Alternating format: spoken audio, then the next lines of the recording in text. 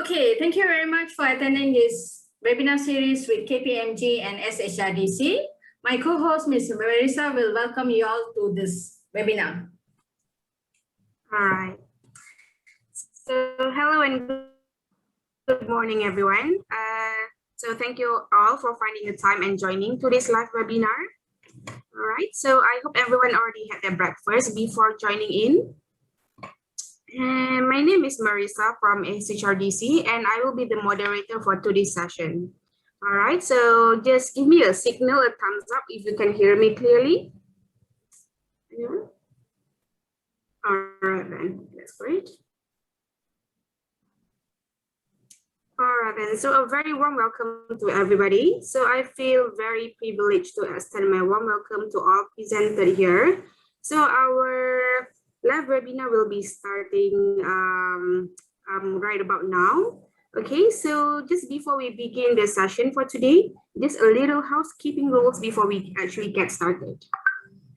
All right, so firstly, the duration for today's webinar session is expected to last for around 1 hour and 30 minutes. And if you have any questions, please use the chat box at any time throughout the presentation, and we will post them to our speakers at the end of the session. Okay, so all participants and attendees, please ensure to mute your mic during the presentation so our speakers will be able to present without interruption. And actually, for better engagement, I would highly recommend for everybody to turn your camera on for better engagement. All right, so I hope all of you would do so, if you don't mind. Okay, and we recommend a side-by-side or speaker view for optimal viewing for the attendees. And the raise hand reaction during the webinar will not be attended due to the limited time. And just a disclaimer here, this session will be recorded and we will be taking a few screenshots at any time during the webinar for social media postings afterwards, okay?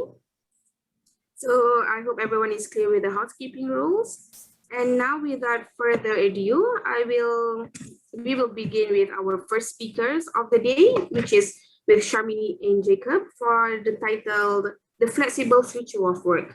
Okay, so basically our webinar today will have two subtopics with each speaker taking over, discussing different topics under the new norms for the workforce.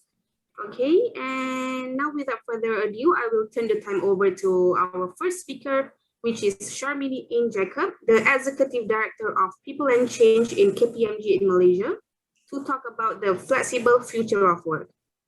Now, just a brief description about Sharmini's background. So Sharmini has over 23 years work of experience as she leads the People and Change practice at KPMG Malaysia, and has also worked in various ASEAN countries such as Australia, China, Hong Kong, and more. And she brings her vast experience in HR and a deeply rooted passion for people. All right, so now over to you, Sharmini. Thanks, Marisa, and thank you, SHRDC, for giving me this opportunity to talk here. Let me just share my screen.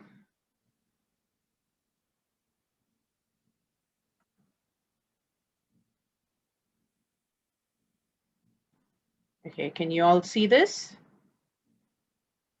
Yes, yes. Okay, so let's start.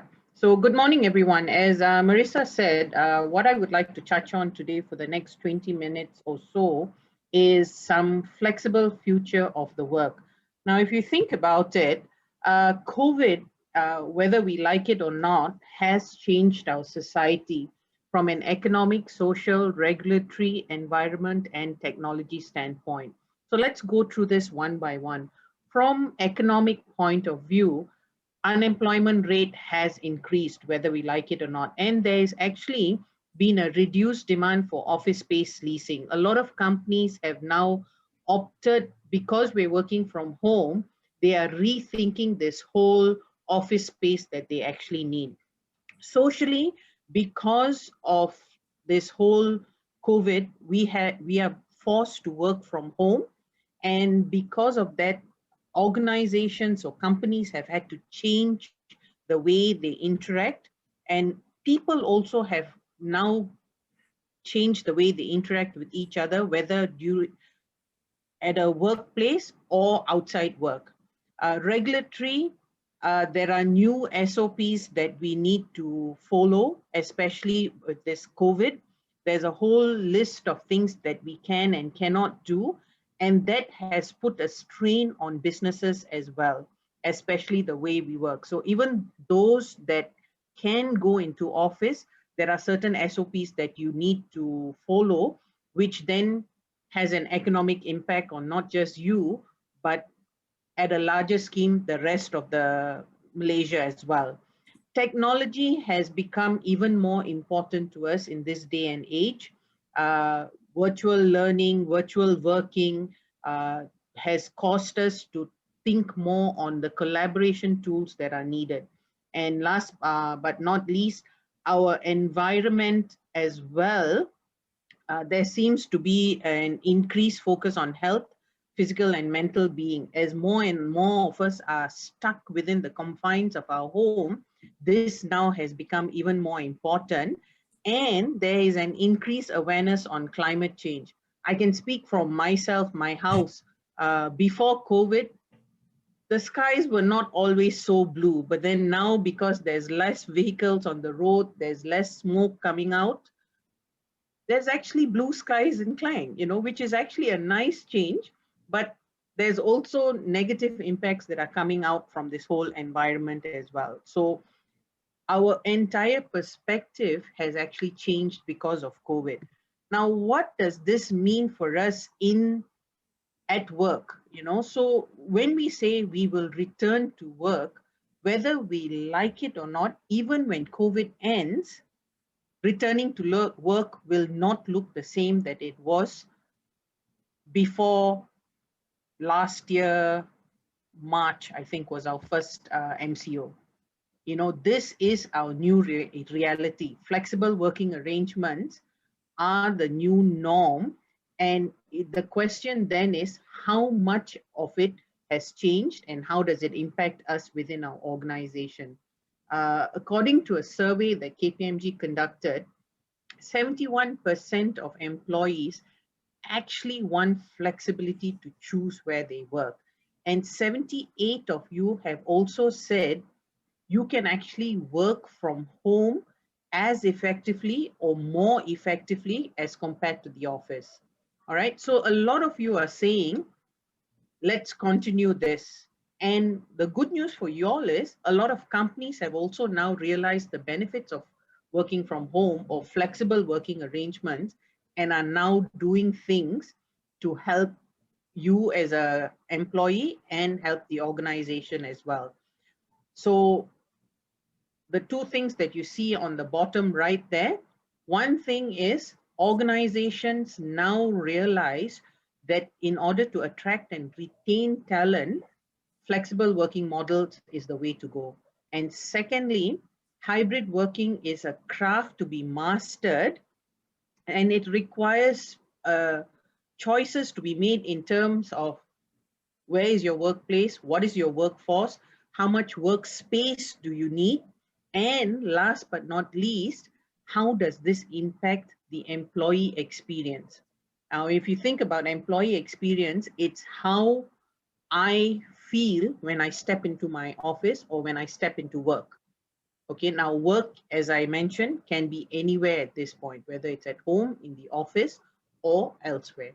So more and more companies are realizing workplace, workforce, workspace, and the employee experience are becoming more and more crucial. So let's talk a little bit about this workforce, workplace, workspace, and the experiences that we as employees face.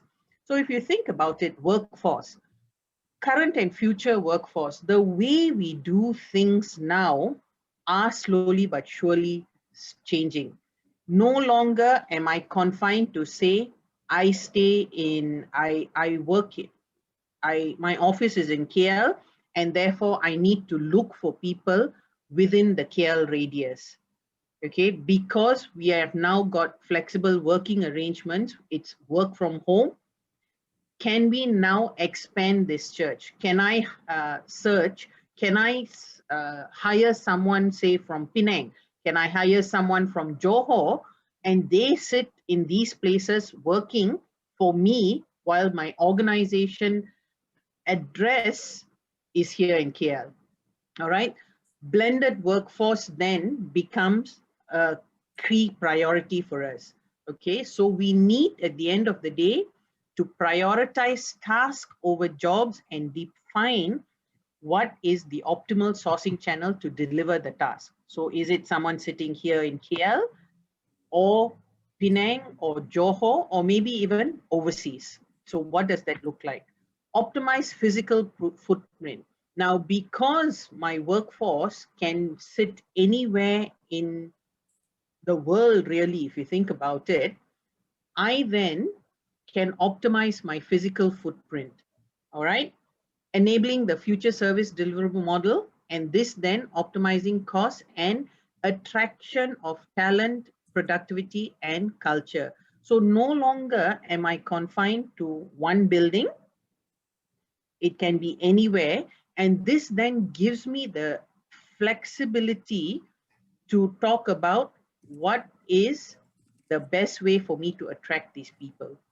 Workspace then, do I need a big office or do I just need a small office for people to come in to do certain things? There may be certain elements in your job that requires you to have a workspace. So for example, a bank, you are definitely going to need your front counters. You cannot run away from that. But your back end, your back office people, how many of them need to be sitting in the office, in the bank? All right, so a bank is a simple and easy way for us to explain working from home versus on-site versus off-site. All right, and last but not least, once you've considered all these three things, you need to now make sure that your employees are rewarded and benefit from this. Your employees' experience, which includes ways of working, technology, tools, policy, and processes, are positive. And you have optimized your tax, legal, and any other compliance needed within this whole category. Okay, so 4 areas: your workforce, workplace, workspace, and employees. We can never ever forget your employees, because if your employees are not happy, they are going to leave and they are going to look for something that gives them that positive employee experience. All right. So mapping workforce and to your business outcomes at the end of the day. So if you think about it, whatever it is, wherever you are, the work needs to be done. All right. So what does that mean? Okay, there are 5 areas you need to think about: capability, the workforce mix, your demographics, where is your talent sitting, and the tasks that need to actually happen. And each of this will have an impact on your business outcome. All right. So what is the future skills required in your company today versus the future? Okay. So if you think about it, pre-COVID, you had certain things that you said must be done within the organization. During COVID, a lot of you found, oh wait, hang on, I can actually cut down this process a lot faster if I automate. Decision making becomes faster. So how does then that impact your skills within your organization? Prioritize the rising roles and declining roles to meet your overall strategy. So which is a must-have, which is what are the capabilities that will help drive my business objectives. Workforce mix, onshore, offshore, or on-site, off-site, you know, are they full-time, part-time? Can I get them on contract basis and so on? So this then tells me how flexible my talent pool needs to be. All right. Workforce demographics. How diverse is the workforce? Okay. And does this reflect your customer base? Now, if you think, like, let me use KPMG as an example. The average age of people in KPMG is if I remember, it's mid to late 20s. All right. The reason it's so high is because there are also partners who've been there for a long time and so on, you know, but the majority of our people are in their 20s. All right. So what does that mean for KPMG? What does the demographic mean, and how is this going to impact my customers, my clients within KPMG? We need to take that into consideration. Talent location, as I mentioned just now, you know, because of this whole flexible working arrangements, I can basically tap on people globally. Again, using KPMG as an example, we recently hired someone from UK, and for the first 6 months of his work in KPMG, he was sitting in UK because of COVID. So as soon as he got his work permit and his approval to come into Malaysia, he flew to Malaysia. But for the first 6 months, he was actually in UK and doing the work that he had to do to get things up and running. All right. And task breakdown. How do you ensure that individuals know what they are supposed to do and actually do it and do it on time? And that is where your task breakdown comes in. One of the ways for us to do this is make sure that there is alignment in the work to be done and where it is best to be done from, you know. And again, this talks a little bit about on-site versus off-site. Okay, some work can be done 100% off-site, but sometimes work you may need to come in. An example of this would be HR recruitment. Whilst we can do interviews via the laptop, switching on our videos and so on, a lot of companies still feel that a face-to-face interview is best. So what works for your company? All right. So when we think about this flexible working arrangement model that will work best for the organization, we must always remember our people as well. And as per anything, when you think of something, there's always pros and cons, right? And in this whole flexible working arrangements sequence as well, there are going to be pros and cons for the individuals or the employees as well as for the organization. And the model that works for your organization then ends up being the balance between these two things. All right. So for individuals, typically they will look for flexibility, purpose of them being in the organization, and they want a sense of belonging. Whereas organizations will look for efficiency, performance, the right talent, and make sure there is innovation within the organization. And if you look here, what I've shown, I'm showing here now, there are pros and cons for remote working for the individuals as well as the organizations. And there is pros and cons for physical office as well. All right. How do you get that balance that works for your organization? Now, one of the pitfalls we see happening within organizations is they will look at other companies and say, oh, it worked for company XYZ, therefore it will work for me. It won't. Company XYZ has that model because it works for them. You can take what company XYZ has done, but you will still need to customize it and fine tune it so that it works for your organization. All right.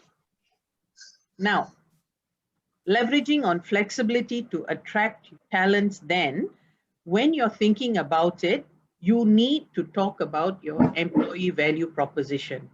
All right. And if you look here, it's a very busy slide, but what I want to focus on is the 4 on the left. Okay. Compensation, benefits, career, culture, and experience. These are the 4 things that any employee looks at, or anyone looking for a job. These are the 4 areas that they will concentrate on. What is my compensation? What are the other additional benefits I can get from this organization? What sort of career do I have? You know, am I there for the long run, or am I going to leave after 1 year or 2 years? And last but not least is the culture and experience I get whilst working in the organization. All right. From here, we then talk about the possible flexible interventions that can happen within your entire flexible working arrangements model for the organization. All right. And if you think about it, each of them have their own elements of flexibility. Okay. When you talk about compensation, your people can be on contract, compressed week, work from home, job sharing. There's various flexible working arrangements that they can actually think about. Benefits also, especially now, healthcare and mental well-being is becoming more and more important. So what does that look like for your organization? Again, using KPMG as an example, we've recently launched a mental well-being support system within KPMG for our people, all right, where anyone can actually call up and talk to individuals within the firm if needed. All right.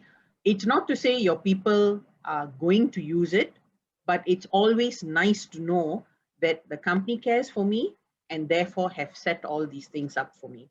All right. Career.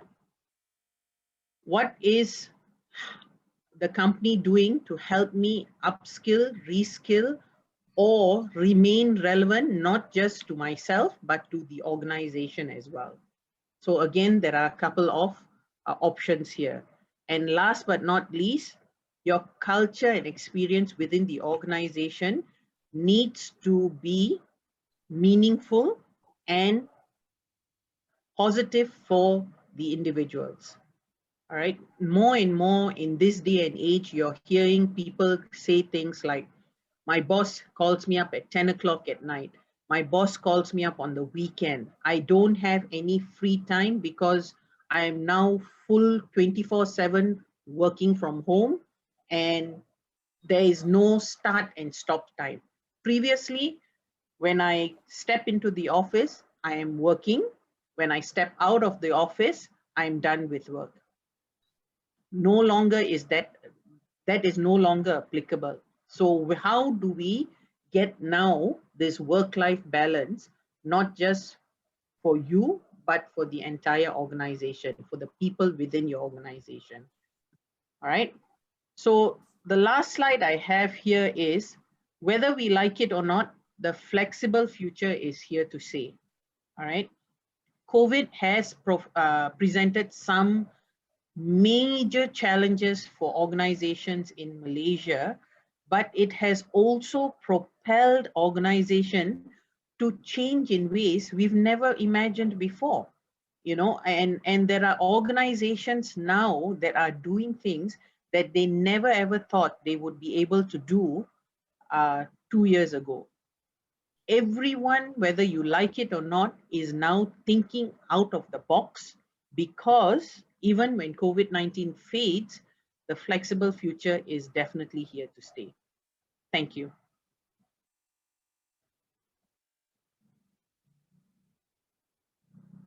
Thanks, Marissa. Sorry, Sharmini, I was on mute. So thank you very much, Sharmini, for your valuable insights on the topic of flexible future of work. All right, so before we wrap up your session, Sharmini, is there anything else that you want to cover? Not for now. If anyone has any questions for me, feel free to put it on the chat. Thank you. All right, then. So, audience, can you please type your questions if you have any in the chat box, and we will address them at the end of the session, okay? So now moving forward, our next and final speaker will be the Vice President of the Association Coaching and Supervisors and Mentors, Miss Ku Lily, to talk about the sustaining a resilient and productive workforce. All right, so just a little background on Lily. So Lily has always been passionate in helping people to change, which then takes her further into coaching and speaking. So Lily has an experience of over 20 years, and she has worked with more than 500 corporate clients, 15,000 participants trained and coached at all levels, regionally not only in Malaysia, but Singapore, Indonesia, China, and Cambodia as well. All right, so that's a little background on Lily. So now over to you, Lily, to talk about the resilient and productive workforce. All right. Thank you so much, Marisa, and thank you so much, Shamini, for that very insightful talk. Yeah? I'm actually taking a lot of nuggets from the talk Shamini had just shared just now. So allow me to share my screen. And the next topic which I'm going to talk about is on, let me just adjust. Yeah, it's on sustaining a resilient and productive workforce. All right, after Shamini has given us an overview of what COVID has, the impact of COVID has brought to us, let us now look at one of the strategies that we could adopt to help us to produce a group of workforce which is resilient and also productive. Allow me to share the first slide here. Well, I think without me going through each and every of these image here, I believe you know what is it. I think Shamini has also touched very much on it just now. But what I want to use this slide to highlight to each and every one of us is, number one, these are changes that we all have been through since early last year. And many of times when we talk about change, we thought, well, it is a change, and the change could actually happen at other places, not around us. But what is very unique in this 1.5 years is these changes are indeed happening around the globe, and also it is around us, ourselves, our family members, even our school children. Yeah, our school-going children. They are going through all these change as well together. And not only that, if I were to have more sub-images on top of these images I'm sharing now, there could be, for each and every of this event here, more sub-events, yeah, that shows the development of the change. So it means the pace of change has increased so much, and it is near to us that we are experiencing it now. So having said that, as what Shamini mentioned, it has actually, if we talk about workforce, it has actually created a lot of changes at workplace for us to need to adjust and adapt to it. So, but one fundamental thing with all this fast-paced change that we are going through, one thing we never change if we talk about organization and even for our workforce is what we want from them. Yeah, what we want from them is for them to be productive in whatever area it is. That means to say meeting whatever it is needed in alignment to where the business strategies of a company.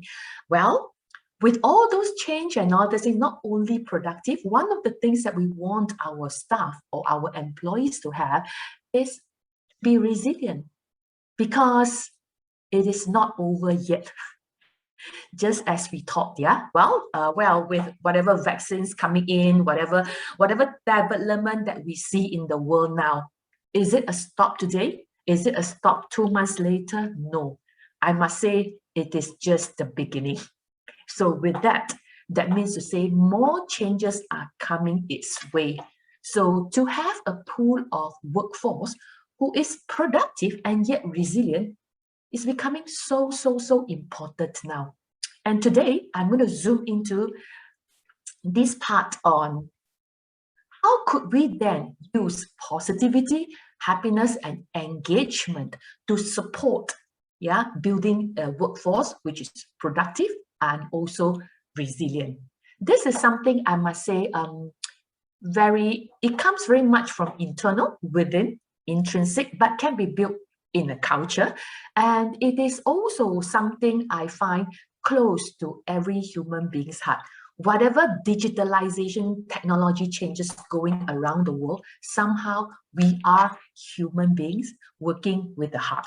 That is also one of the reasons, I think, or one of the factors, Shamini quoted just now, employee experience.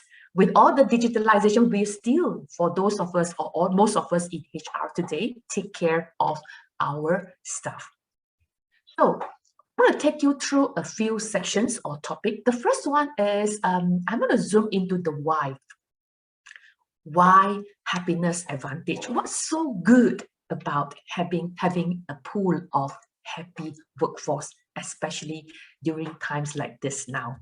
Well, if I may use this canoe in the context of, since we talk about workforce today, if I were to put this canoe as if it is your company or the workforce that we are having today, allow me to pull in some data, which was from year 2013 from Gallup. Gallup did a research in the year 2013 with a group of employees globally. And they have got three areas here to section the employees. Number one is employees who are happy and engaged. And the second one is they are not happy and not engaged, the one in the middle. And the one at the back are those actively unhappy and disengaged. And at that point of time, there are actually three figures here, 16, 63, and 24. Would you like to maybe put in the chat and share with me, what do you think at that point of time in year 2013, what is the percentage for employees who were engaged and happy? Would you like to put in the chat? I'm reading your chat now. Yeah, just make a guess so that we can have some interaction here. 63, Angela, thank you. Anybody else would like to make a guess aside from Angela? What do you think is a percentage from that survey for employees who are happy and engaged?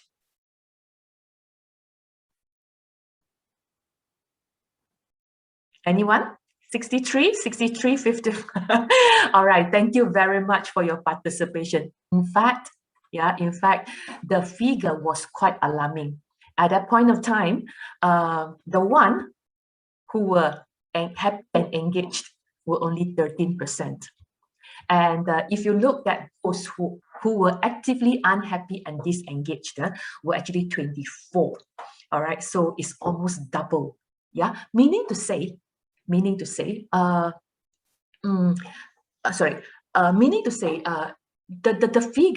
figure for those who were happy and engaged was very low at that point of time. And over the past 10 over years, many companies have actually put in more emphasis on this part to create an engaged employees or workforce. That's where the employee experience come in. And I'm showing this slide because we are at this moment now. Yeah, we are at this moment now to also relook at this data and figure, because it will help us a lot in moving forward during times like this. And so how does it help? How does it help? Happiness can actually help to change behavior.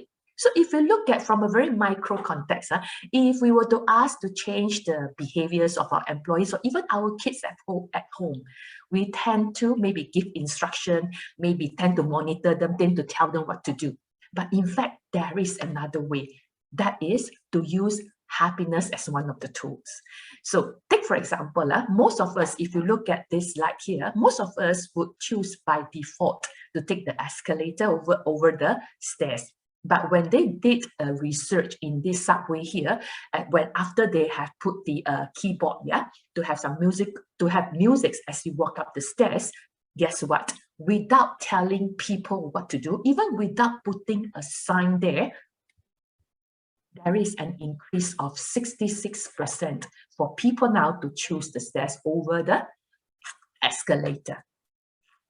And let's talk about company culture. Company, we talk about overall, this is something that, as what Shamini mentioned, you need to customize. I'm just quoting one or two examples here for your reference.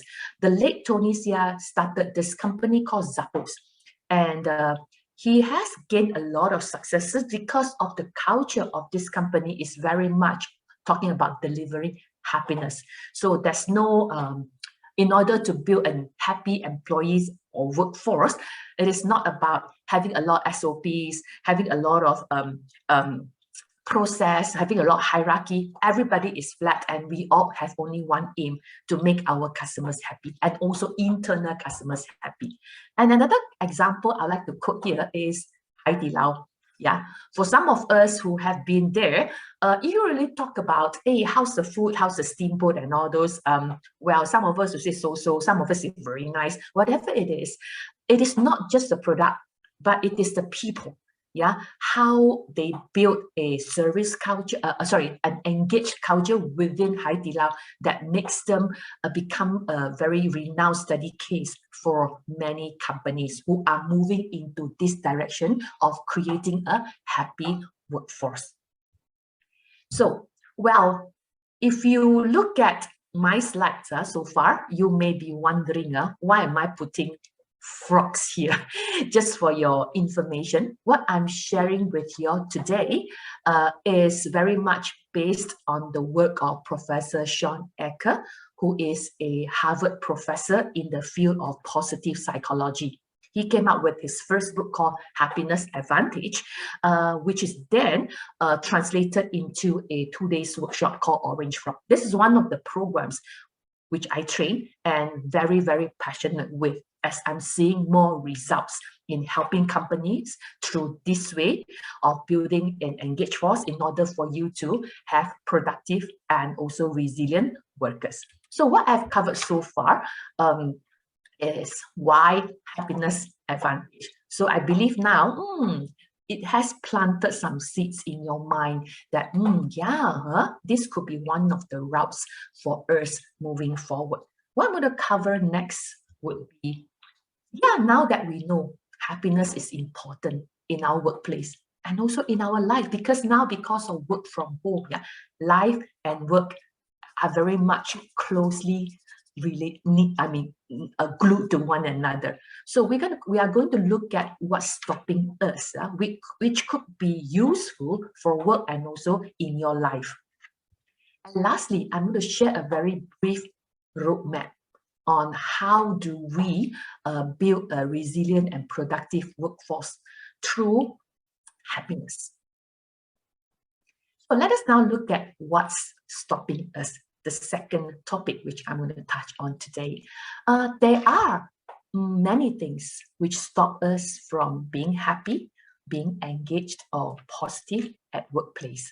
One of it is, one of the formulas we have been playing in our mind could be due to our upbringing or whatsoever, but we have been using this formula in our mind, and this formula may not be useful in the context of where we are in today. Let us take a look. What is this formula here, which I'm going to ask you to reverse the formula after today? Well, the formula we use to think, or even now, sometimes I do, to be very frank, go into thinking this way. Let me share with you this formula, which may not be very helpful now. That is, we believe in working hard. We believe in working hard, especially for some of us, like myself, coming from Gen X. Our formula is very much working hard, or you work hard now, you enjoy later. We heard of that among our family members and friends, because we believe in working hard, because we believe after we work hard, that's where success will come next. And when success comes next, what happens? Then we will be happy, right? I've been working and using this formula for years. And well, of course, I may be speaking from Gen X point of view, but Remember, nowadays, our workforce are not just Gen X. We have the Y, the Gen Y, the millennials, the Gen Z, whatsoever, which you can see they are placing more and more emphasis. The demographic of our workplace has changed. So that's the reason why I would like you all to rethink about this formula, which may not be very suitable now. So what are we replacing it to? Well, let's consider this. What if we choose happiness now? Yeah, science and many researchers have actually proved to us that when we choose happiness now, our body actually produce a lot of hormones, yeah, and these hormones actually help our brains to work better. We call it the happiness hormones. It helps our brain to work better. So imagine if our brain is working better with the help of these hormones, what comes next? Success. So success becomes a default. So let's think about this formula. It sounds very simple, but to me, it is really a mindset shift for me. And well, I'm going to take you through a few quizzes. Get ready your fingers. Can you please put your fingers at the chat? I'm going to take you through a few quizzes to prove to us, to show us, if we bring forward happiness now, what would happen? All right, so let's look at this. The first one, people who are happy now, what do you think? Is it A, B, or C? Yeah, how are they more engaged? Can you type in the chat to let me know? A, B, or C? Give it a guess again. C, Ms. Muhammad, C. 4 times, 6 times, C. We got 2 C's now. Thank you, Mei Ling. Wow. Okay, so we have in between A, C, very few. Okay, let me unveil the answer, right? Okay, it is C, 6 times. And it doesn't stop at just engage. When you are engaged, what happened after that? When you are engaged, a lot of things can happen. That includes the next one, which is productivity. Let's look at productivity. People who are happy. Okay, let's guess again, A, B, or C. How do you think is the percentage of increase for their productivity? Okay, we have C, thank you, 41%. C, 41%. C, 41%. Well, now that you all choose the highest. All right, so the answer is 31. In fact, it is still quite a high percentage, don't you think so? Let's look at another one that is on greater sales.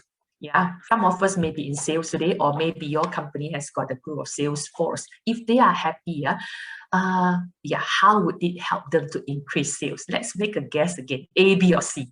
38, 48, or 56? So we have Kai Hong got B, 48. Zamzuri, B. All right, so far many of you all picked the B, which is the one in between. Let us see. All right, Farah, B also. Okay, the answer is C. Imagine 56%. Yeah, because if you really look at it, salespeople, they are not only the one need to be engaged within the company, they are the ones seeing customers, right? They are out there to get the sales. Not only that, when they are more engaged with customer, they bring in the sales, they still need to coordinate with people inside the organization to get the order fulfilled, isn't it? So having said that, it is very important for salespeople to feel happy. So let's look at another one. Okay, we talk about creativity now. So if people are happy, how do you think they are more creative? A lot of times I can imagine this in a meeting room. Yeah, we say, come, let's brainstorm, but everybody keeps quiet. Yeah, no ideas, not feeling creative because the environment, the mood is so dull, and we are just waiting. We're so tense. So where does creativity gonna come, right? Hey, thank you very much. I can see y'all know what I'm gonna ask. Y'all have put in the C. Okay, many of y'all chose C. Yeah. So let's look at how does it help in creativity. 3 times. Yeah, 3 times. And finally, we talk about productivity. Then I must bring in one very important thing, that is MC, medical cheat. Yeah, if they are not working and every time take MC, certainly productivity will drop, right? So, but if you are happy, what is the percentage it will help to decrease to have fewer fatigue symptoms? We have a mixture here. We have A, B, and C. Thanks, Peter, Kai Hong, Mei Ling. Yeah, we have different A, B, C. Okay, the result here is A. Yeah, this out here is A. These are some of the researches I have found, but there are many other research as well. So, well, so as of now, I hope we all start to rethink this word called happy, because a lot of time, especially I find in my country, Malaysia, and also most of us in Asia, we think that, well, happiness is a byproduct. Yeah, when I have it, I have it. When I don't, life goes on. Livelihood or whatsoever is more important. That's why we believe in working hard. But science and data has actually shown us, yeah, that is another way. Let us now look at another very key concepts, yeah, for us to rethink about this thing called happiness. But first and foremost, I'm going to again interact with you and hear from you through this little quiz. Yeah, I just need you all to type yes or no. All right. This quiz I'm going to have now is on health. Yeah, health. Yeah, the first one is, I'm going to ask you the first question here. That is, healthy eating means eating less oil, less sugar, less meat, and more vegetable. Do you know this information? If you think you know, please help me to put a Y, yes. If you don't know, please put no. So my question to you is, do you know this information? Yes, thank you, Tam Ho. Very easy, right? What question am I asking here? Yes, thank you very much, Saifo. Yes. Yeah, Ming Hui Kai. Wow, it is almost 100% yes. Thank you very much. Let me ask you the second health question. Exercise is important for our health. Do you know this? Again, please put yes or no. Yes, true, true, yes, yes, thank you, Tamun, Saifuddin. All right, it's all the yes, Peter, yes, yes, yes. My third question. Adequate sleep is important for health. Do you know this? Yes, thank you. Thank you, Kai Hong. Thank you, Jiawen.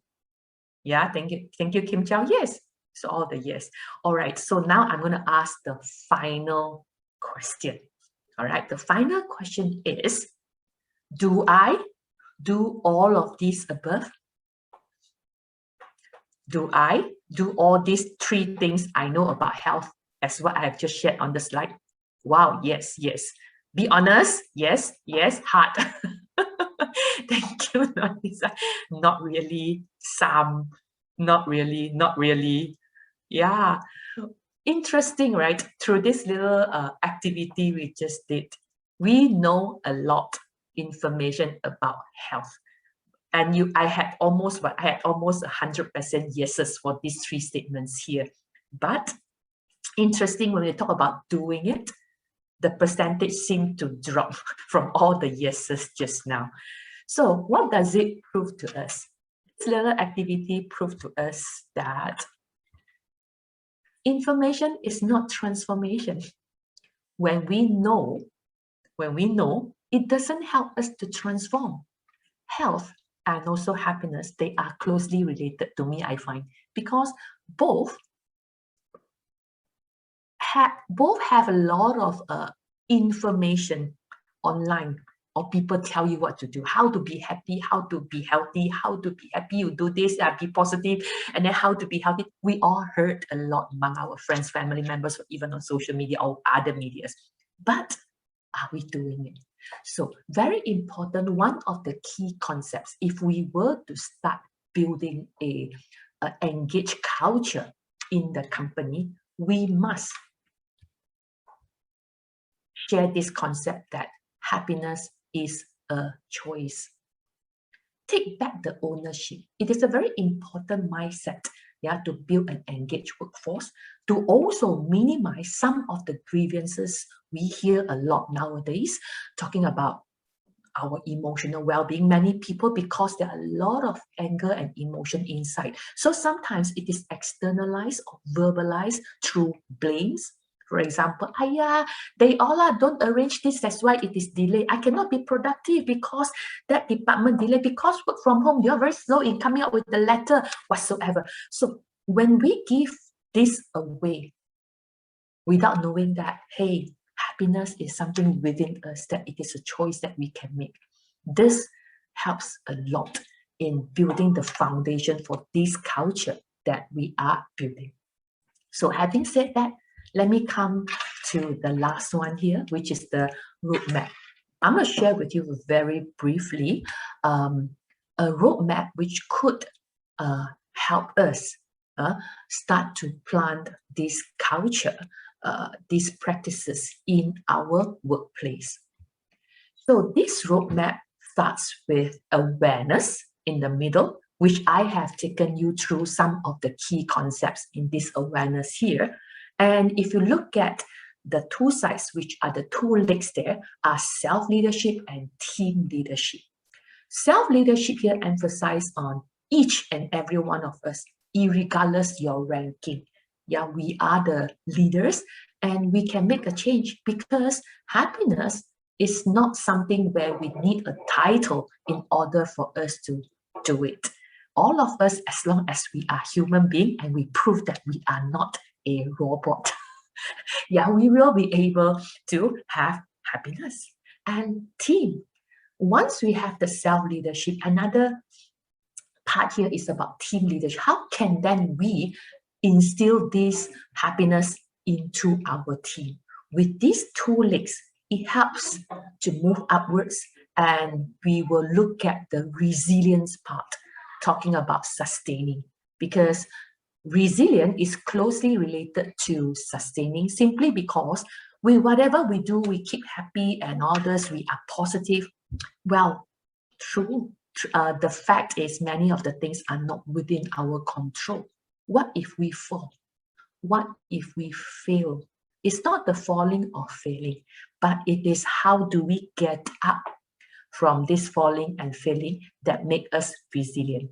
Let me now take you through some simple bullet points on how we could actually do it. So in terms of awareness, yeah, these are some of the key concepts that we need to build into the mind and soul and legs and hands of our employees. That's number one. Happiness before success, the one I was just sharing with you in my slides of just now. And number two, happiness is a choice. I also talk about that. Social script here reinforces the whole thing, because social script means, whatever behaviors that we observe or whatever behaviors that we do at workplace now, they are just scripts. What does it mean when it is script? It means it can be rewritten if we want to. So take, for example, if we tend to make complaint whenever there is something not happening in our favor, we may say this. So if we realize this is a script I'm saying now, how can I change my script? Yeah, so this is something really for us to drill down in terms of behavior, in terms of how we say it at workplace. And talking about self-leadership, remember, we talk about information is not transformation. It's not the doing. It's very much to put each and everyone practice happiness tactic. There are many happiness tactics we could do. For example, kindness. We can do a kindness a day. We could actually have gratitude, more gratitude statements going on in the company. We can have stretch session, because stretch session and all this for your physical body helps to build a healthy mind and healthy body. That is actually one of the very important tactics to build happiness. So these are some of the things, but again, don't just let it stay at the information level. It must be something seen and practiced across the company. And team leadership. At the personal level, we talk about building habit, but at the team level or department level or even organization level, we talk about how can we build positive or happiness tactic into our work routines. What do I mean by work routines here? Work routine here is simply things that we do regularly at work in order for us to achieve our KPI. Simply put, let me take examples. Yeah, in order for us to do our job, some of our work routines at work include Replying email, reading email, attending meeting, even now working from home now, switching on our computer, logging into a virtual meeting, or maybe now working from home now, more WhatsApp message, replying WhatsApp message, writing WhatsApp message. All these are what we call work routines. Because work routines happen regularly enough at workplace. So if we are able to plant positive habits to it, you can see more cultural change in your organization. Take for example, maybe, yeah, let's say now virtual meeting. Yeah, we all attend a lot of virtual meetings nowadays. So many of times when we log into the virtual meeting and then we on and then, okay, we talk about what is it today. Some switch off their video and then some turn on their audio, some don't. And then we start to talk about something serious. Hey, what about before the meeting starts, when everybody logs in, everybody turn on the video and we say something that what we are grateful for one another for 5 minutes before we start the agenda proper. Imagine how could the mood be switched and how can it help to generate creativity juice, more productivity juice in the meeting. So this is what I mean by put happiness tactics into your work routines. And last but not least, sustaining. As I mentioned, this is the resilience part. Yeah, whatever we do, as I mentioned just now, some of the things may not be within our control. When things fail, when things don't work according to our way, how do we then follow up? In fact, one of the very effective way to build resilience culture in the company is to tell and to showcase and role model to all our employees that we are not afraid of failures. In fact, we honor people who fail and fall up again. Imagine if you go and watch a hero movie, can be Captain America, Avengers, Spider-Man, or whatsoever. What if the storyline of that hero movie, for example, Spider-Man, is something like this, yeah? Once upon a time, there was a Spider-Man, yeah? He's good, he wins over his enemy, and he's good, he win, and the end. Such a flat storyline, right? That's not what a hero is. A hero or a hero movie always has got a point where it dips, fail, and it fall up again. Yeah. So if you understand what I'm trying to say here, in fact, there are a lot of heroes in the company. Take, for example, I train a lot of customer service. In fact, I find a lot of frontliners who are serving customers, they are trying their level best to serve their customers. And there are a lot of complaint cases, but because of the patient, because of the way the staff do the follow-ups and all this thing, they turn this customer into this customer's experience into a positive one, and the customers still stay with you, right? But many of times, these stories, these success stories, these hero stories of this frontliner who has saved the customers are not documented or not even collected, or nobody knows that a customer has been saved. If we are able to start collect these stories, publish it, make it known to others, it could be an honor to the hero, the frontliner who saved the customer.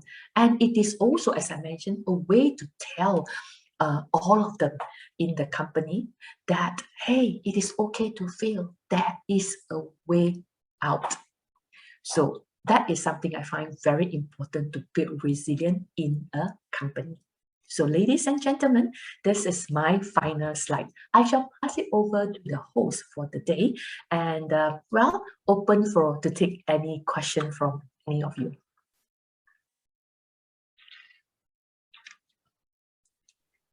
All right, thank you very much for the valuable insights on resilient workforce, Lily. So before we finish, we wrap up the session, is there anything else that you want to cover, Lily? No, I think that's about it. I'm open for question. Yeah. Right. So now we will be moving on to our final agenda, which is a Q&A session. All right, and it seems that we do have a question for men on the floor for Sharmini. So some are asking if we can obtain or review the slides for your presentation. Yeah. Hi, Marissa. So we can definitely send the deck to you. We've sent it to Munis. Munis will send it to you all after this session. All right, then so that's the answer that you guys are looking for some of you. Okay, so now for Sharmini, we do have some questions also. So there some are asking, what are some of the challenges that employers face as we shift to a flexible work environment?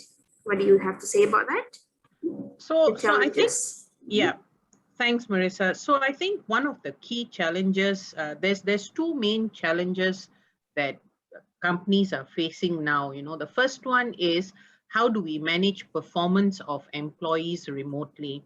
Previously, KPIs were there and it was easier for us to manage performance. But now because it's remote, it's become more difficult for us to evaluate how well an employee is doing. So because of that, organizations again now need to think out of the box and start thinking about new or non-traditional KPIs to measure your people. So not just have they done the work and done it well, but how well are they collaborating with everyone else? How well are they doing outside work? And the second one is building meaningful and long-lasting relationships, not just with my boss, but with my people as well, my fellow colleagues. And what has happened here is because I cannot have lunches with my team or lunches with my fellow colleague or go out and socialize, how do I then do it? And this is where like virtual team building games, virtual lunches, and so on need to happen so that people still feel they belong to the organization. I see. All right, thank you for that, Sharmini. And next question, how has remote working changed the talent market? So Marissa, if you think about it, remote working, as I mentioned just now during my presentation, you can now, it's no longer, if my office is in KL, I'm no longer bound by hiring people only from KL. I can hire anyone globally. Doesn't matter which part of the world they're sitting in now, technically I can hire them. All I need to do is to be able to find that right talent, that right skill that will fit my organization and what I need to get done.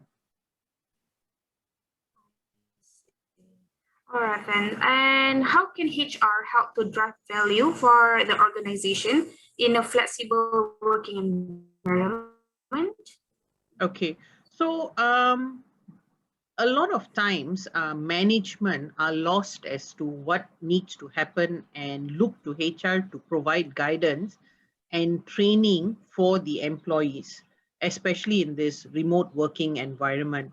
KPMG last year, we had a global HR Pulse survey, and there were three main activities that HR can do to help organizations. One is improve the culture and employee experience within the organization. Number two is think about what sort of new skills the organization needs and help lead that whole reskilling process. And last but not least is the use of data analytics to measure and improve productivity and understand talent needs. So I need to understand my people so that I can make sure they have what they want and when they want it. Thank you for that, Sharmini. And earlier on, you mentioned that improving the culture and employee experience in a remote working environment is important for HR to drive value. And could you please elaborate more on that, a little bit more on that? Sure. So if you think about it, employee experience is the journey an employee takes while within an organization. And it's not just about work, but it's anything and everything that happens whilst you are working. That is what employee experience is all about.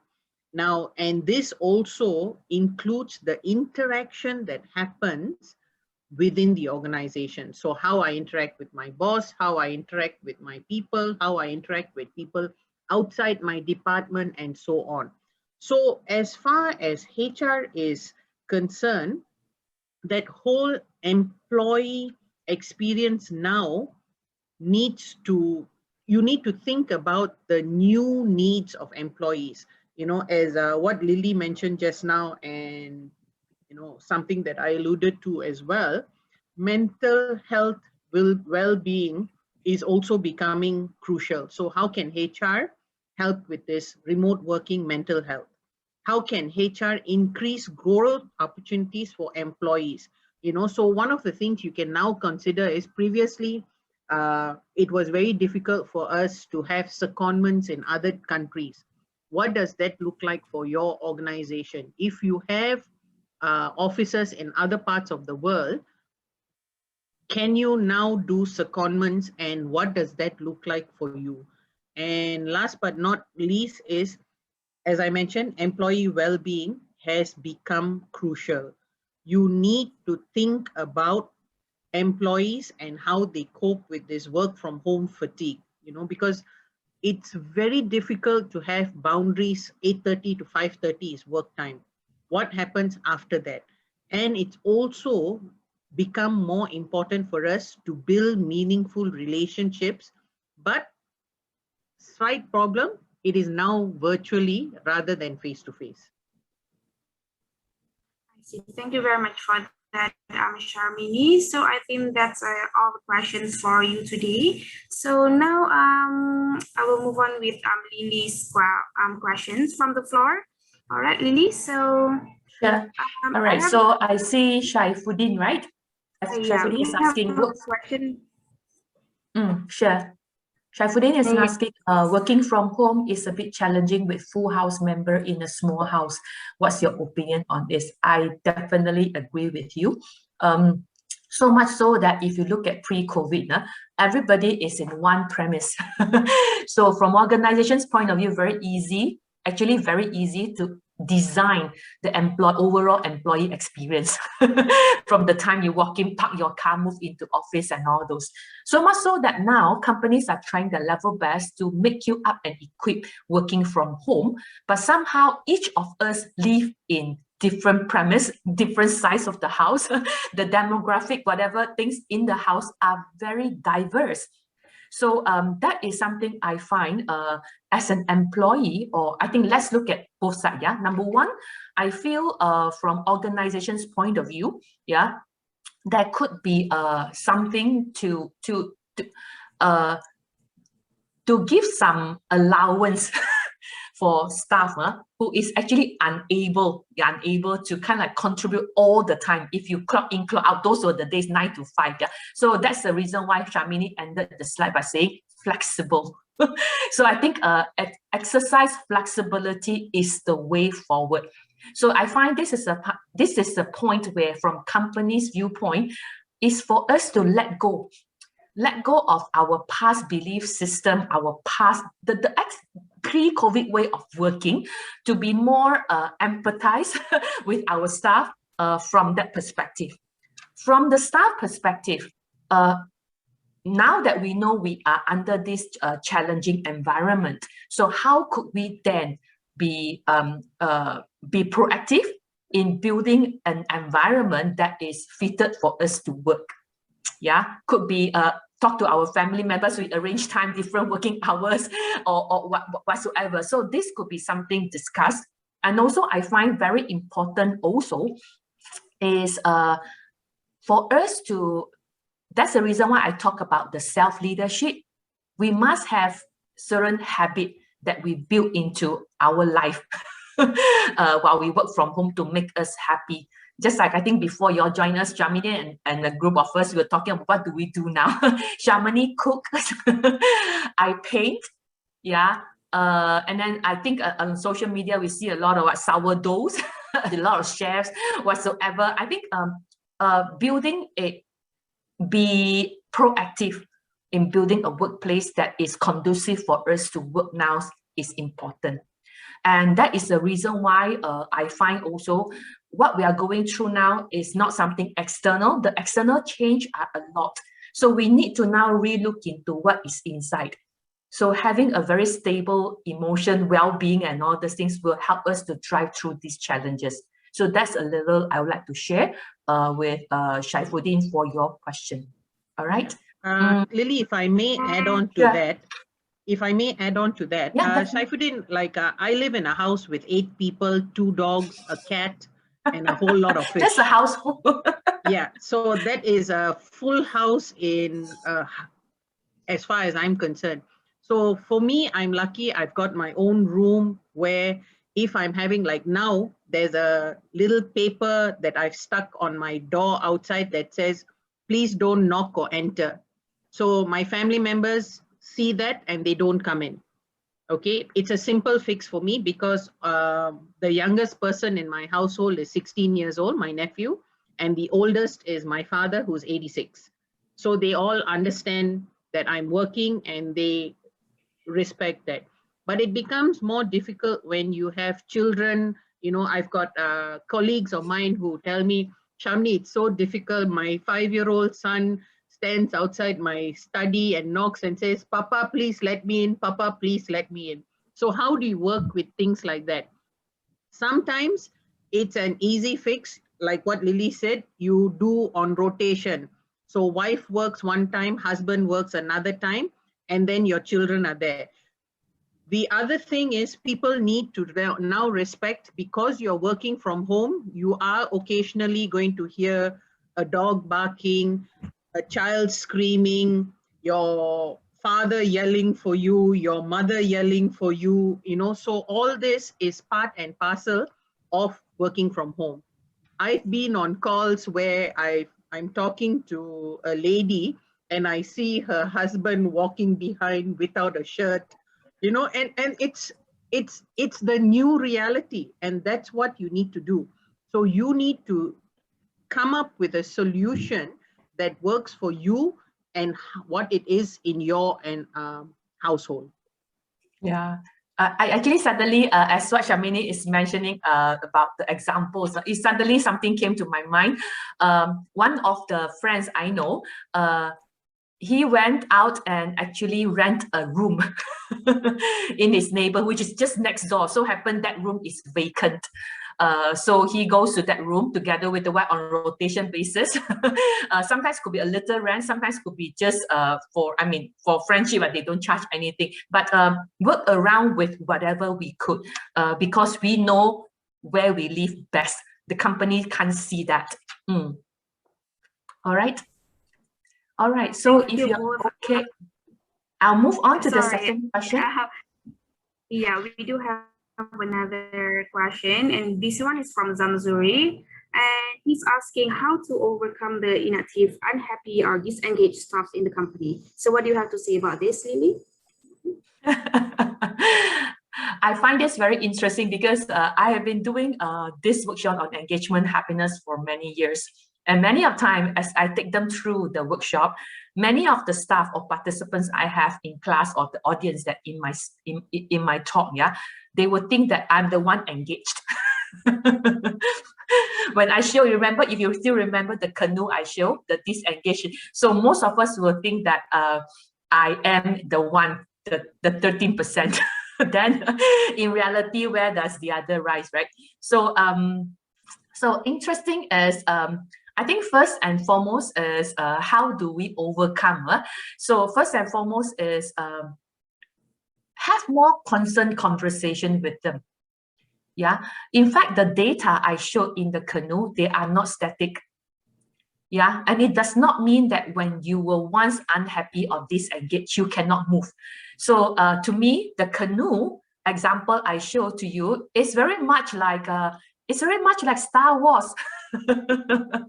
Yeah, the forces, the good one and the bad one are kind of like moving over yeah, one to another. So if you are able, number one, to plant more positive, engage people, actively engage people in the organization, the force of 13% increases. That actually gives peer pressure to the one who is disengaged.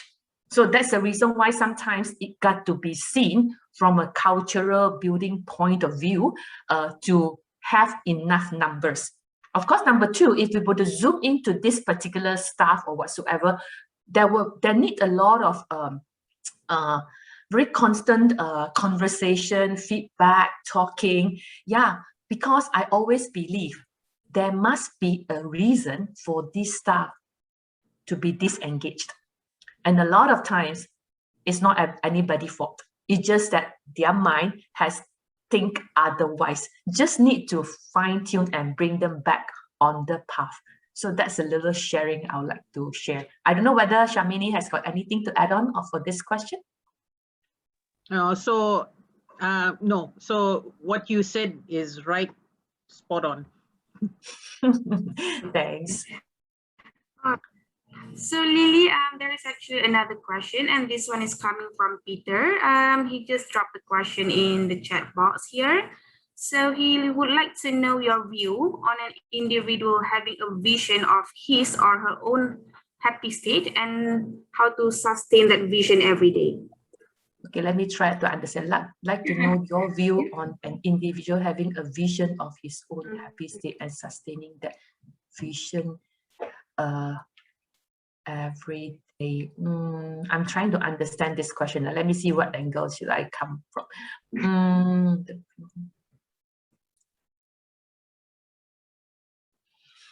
Okay, so it's about how do we sustain that happy thought and vision in our mind on a daily basis. Am I right? Yeah. So let me maybe take this question again from maybe I need to move a step backwards, yeah, to talk about what is happiness. Yeah. Happiness or positivity is not something where it is in a way static, or when we are happy, we are forever happy. That's number one. We do have points where we dip and we need to fall up again. So that is the reality. So having a state of always happy, well, I have not achieved that enlightenment state yet, likewise with many others. So we must acknowledge the fact that it is not always happy, all right? So there are times where we are feeling down, all right? And acknowledging our feelings, being vulnerable about our feelings and all this is also what I call happiness. That comes to my second point. What is happiness?